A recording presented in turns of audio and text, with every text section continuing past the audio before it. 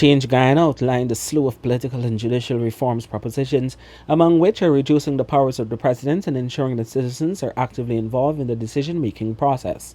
At its second press conference this week held at the Pegasus Hotel, party member and owner of Arcara Resort in the west bank of Demerara, Sace Sinarine, charted a proposal which will make its way into the manifesto when it is released in January 2020.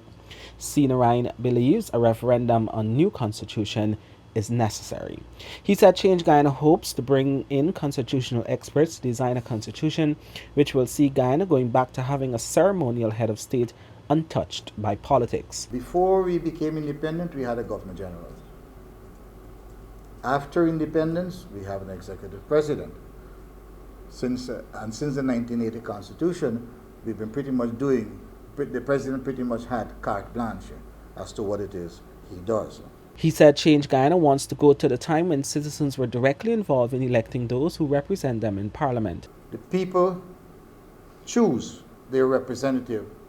Their representative make laws, and their representatives oversight those who are administering those laws. So they are accountable to the people. It is very important to understand the link in such countries. He said the party wants to see a new constitution putting in place provisions to allow Parliament to exercise oversight over the government. This will see the Prime Minister recruiting competent people to join the cabinet, but caution that members of Parliament cannot also serve at the cabinet level, as is the current practice. He believes a lot of the ills facing Guyanese today are as a direct result of the current constitution and how it disperses political power. Such a constitution will return power to the people. Guyana will become a democracy. This will be the beginning to the end of racial politics, racial discrimination, marginalization, corruption, and incompetence.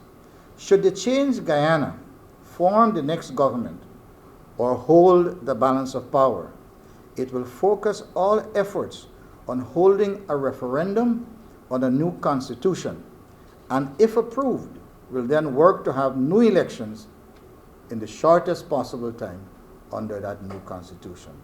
Guyana will become a true democracy. Turning his attention to the judiciary, Sinarine said there is a certainly need for reform to ensure better delivery of justice and no political interference. He maintained that reforming what he believes is a flawed constitution will help in reversing many of the other unfortunate issues that Guyanese are made to endure. This proposal from the Change Guyana party comes days after the opposition People's Progressive Party also promised to advance the constitutional reform agenda if it is returned to government. Constitutional reform was also promised at the 2015 elections by the APNU-AFC coalition. With no fulfillment of this promise, the government has been heavily criticized for not delivering the reforms. Some headway was made, however, with a bipartisan committee on constitutional reform being established shortly after the elections. Campbell, Newsroom.